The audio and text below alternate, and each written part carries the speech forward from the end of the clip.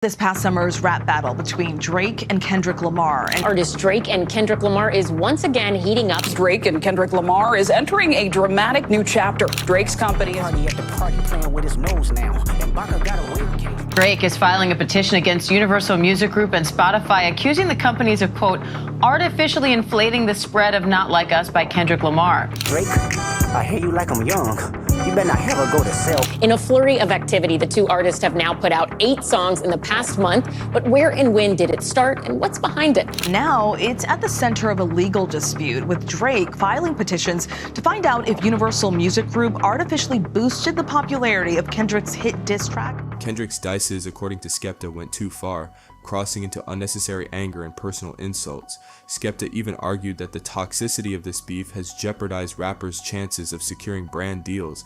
But let's pause for a second. Did Skepta inadvertently hand Drake's fanbase the perfect excuse to rewrite history?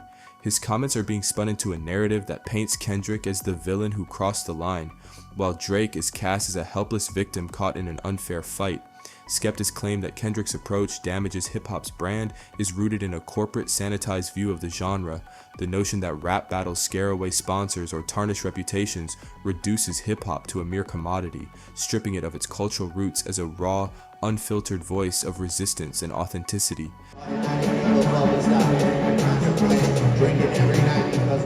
And yet, while Kendrick continues to thrive, dominating charts and conversations, Drake finds himself cornered.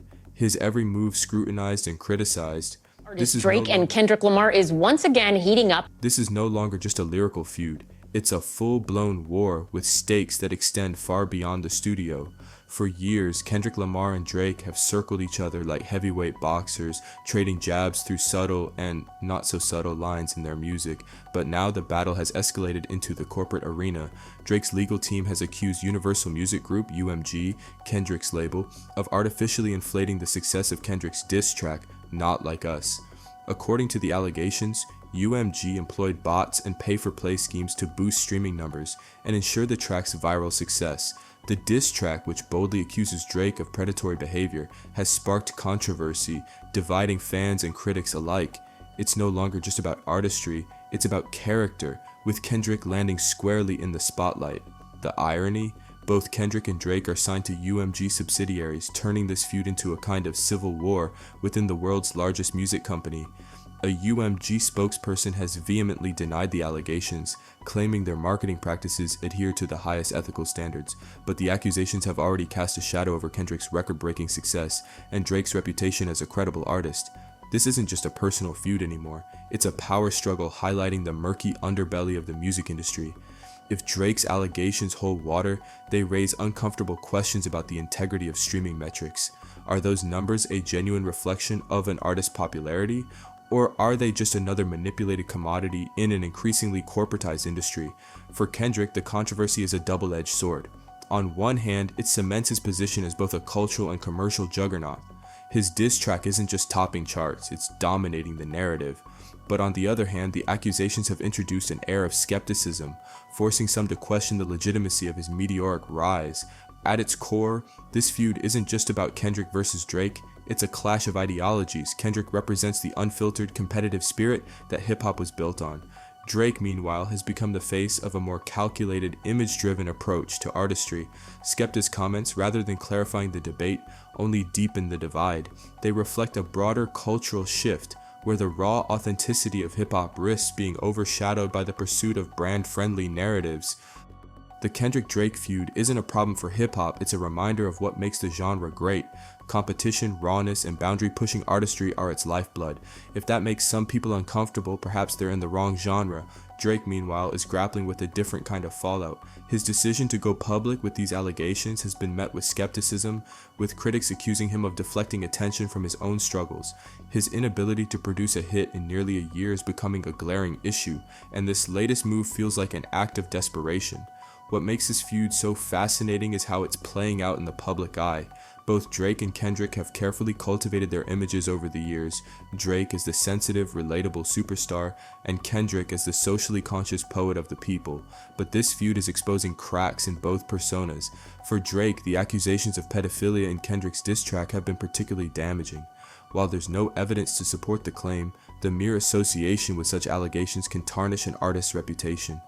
Drake's bitter demeanor during his recent livestream only added fuel to the fire, making him seem more defensive and less composed. Kendrick, on the other hand, has faced criticism for the misogynistic undertones in his music and public statements. While he's often positioned himself as a feminist ally, his involvement in this feud has drawn attention to the contradictions in his messaging. Both artists have been accused of using women as pawns in their battle for dominance, reducing them to collateral damage in a fight that's ultimately about ego and power. What makes this conflict even more intriguing is the role of Universal Music Group. As the parent company of both Drake's and Kendrick's labels, UMG finds itself caught in the middle of a feud that's as much about corporate politics as it is about personal vendettas. Drake's allegations against UMG have turned this into a public relations nightmare. If there's any truth to his claims, it could have far-reaching implications for the music industry. Streaming platforms like Spotify and Apple Music rely on the perception of fairness and transparency, and any hint of manipulation could undermine their credibility. For UMG, the stakes are incredibly high. The company has vehemently denied any wrongdoing, but the optics of the situation are hard to ignore. On one side, you have Drake, one of the most commercially successful artists of the last decade, accusing his own label of sabotage. On the other side, you have Kendrick, whose groundbreaking album GNX is being celebrated as a cultural milestone. At its core, this feud is a reflection of the changing dynamics in the music industry. Drake, once the golden boy of hip-hop, is struggling to adapt to a landscape that's increasingly dominated by artists like Kendrick, who prioritize substance over style.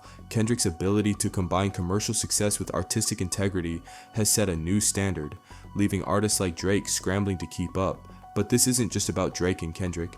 It's about the broader questions their feud raises, about the ethics of music marketing, the role of streaming platforms, and the impact of personal rivalries on professional relationships. The misogynistic undertones of the feud are also worth examining. Both Drake and Kendrick have been accused of perpetuating toxic behavior towards women, even as they claim to support gender equality. This hypocrisy has sparked a broader conversation about the role of women in hip-hop and the need for greater accountability from its biggest stars. As the feud continues to unfold, all eyes are on Drake and Kendrick. For Drake, the path forward is clear. He needs to refocus on his music and prove that he still has what it takes to compete at the highest level. His recent announcements, including a 2025 Australia tour and a collaboration album with Party Next Door, have fallen flat. But there's still time for him to turn things around. Kendrick, meanwhile, is riding high on the success of GNX, but with great success comes great scrutiny, and he'll need to navigate the fallout from Drake's allegations carefully. If the accusations about UMG's tactics gain traction, they could undermine his achievements and tarnish his reputation. This isn't just a feud, it's a cultural moment. The rivalry between Drake and Kendrick has evolved into a complex saga that touches on everything from personal grudges to corporate intrigue. It's a story about the changing face of hip-hop, the ethics of the music industry, and the challenges of navigating fame in the digital age. As fans, all we can do is watch and wait, hoping that the drama doesn't overshadow the music. Because at the end of the day, that's what this is supposed to be about. Two of the greatest artists of our time pushing each other to new heights. Skepta's stance on the Kendrick-Drake feud isn't just a one-off opinion, it's part of a larger trend that's quietly reshaping hip-hop. His argument that Kendrick's disses crossed a line and damaged the genre's reputation raises some unsettling questions about the current state of competition in rap. For starters, Skepta's comments feel detached from the essence of hip-hop. The culture was built on rivalry and lyrical sparring, an art form that's supposed to challenge both the listener and the artist. But by framing Kendrick's disses as too intense or harmful to hip-hop, Skepta inadvertently aligns himself with a growing movement to dilute the rawness that makes this genre so unique. Skepta's claim that Kendrick's approach damages hip-hop's brand relies on a corporate, sanitized view of the industry. The idea that rap battles scare away sponsors or tarnish reputations reduces hip-hop to a commodity. It ignores the culture's roots as a voice of resistance and authenticity. And here's the kicker, Skepta is no stranger to hip-hop's competitive spirit. His grime background is steeped in battles and clashes, where artists go head-to-head to prove who's the best. So why this sudden push for restraint? Could it be that Skepta is projecting the industry's growing dependence on corporate partnerships onto Kendrick? When Skepta says Kendrick's disses crossed a line, what line is he referring to? Is it a moral line? An artistic one? Or is it the invisible line drawn by brand managers and PR teams, fearful of anything that might disrupt their carefully curated images? If it's the latter, we have a problem, because the moment hip-hop starts censoring itself to appease advertisers or preserve fragile egos, it stops being hip-hop. There's also a glaring double standard in Skepta's argument. Kendrick's disses are being painted as unnecessarily harsh, but where was this energy when Drake's past feuds crossed personal boundaries? Let's not forget how Drake weaponized deeply personal issues in his clashes with Pusha T and Kanye West.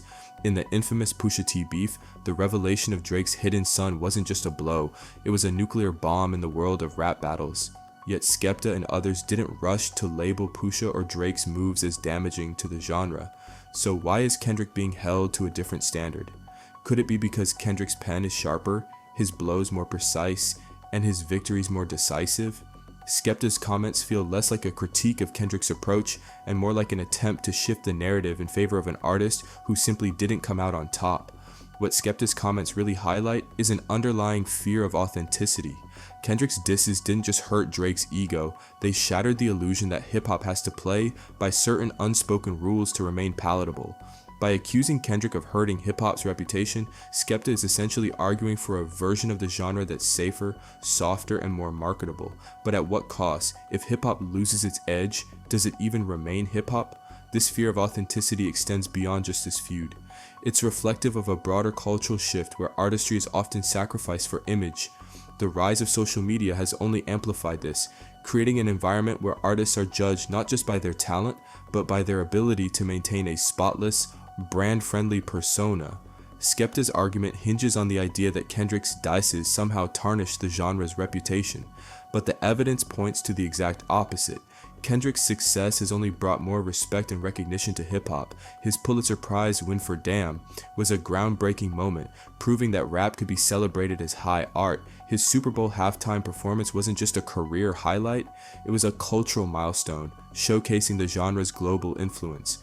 Far from damaging hip-hop, Kendrick's career trajectory proves that the genre thrives when artists stay true to themselves. His ability to balance commercial success with artistic integrity is a blueprint for the future of rap, not a threat to it. What makes Skepta's comments so troubling is that they reflect a larger issue within the industry. As hip-hop becomes more mainstream, there's a growing tension between its roots and its future. On one hand, the genre's rise to global prominence is something to celebrate. It's a testament to the power of the culture and the artists who built it. But on the other hand, this mainstream success has come with strings attached. Corporate interests, fan culture, and social media have created an environment where authenticity is often overshadowed by marketability. Skepta's argument isn't just about Kendrick and Drake, it's a reflection of the pressures artists face to conform to these new norms. If Skepta's comments are any indication, hip-hop is at a crossroads. Will it continue to embrace the competitive spirit that made it great, or will it bow to the pressures of mainstream acceptance? Kendrick's approach offers a way forward. By staying true to his artistry and refusing to play by anyone else's rules, he's shown that hip-hop can thrive without losing its soul. His success is a reminder that the genre's power lies in its rawness, its authenticity, and its ability to push boundaries. Skepta's comments may have sparked this debate, but they also serve as a wake-up call. It's time for fans, artists, and industry leaders to reevaluate what they want from hip-hop. Will we celebrate the artistry and competition that define this culture, or will we let fear and corporate interests dilute it? The answer to that question will determine the future of the genre. Thanks for watching. Check out our other videos, dive deeper, stay curious, and don't forget to hit that subscribe button to never miss an update. Until next time, stay curious, stay informed. Inside Out.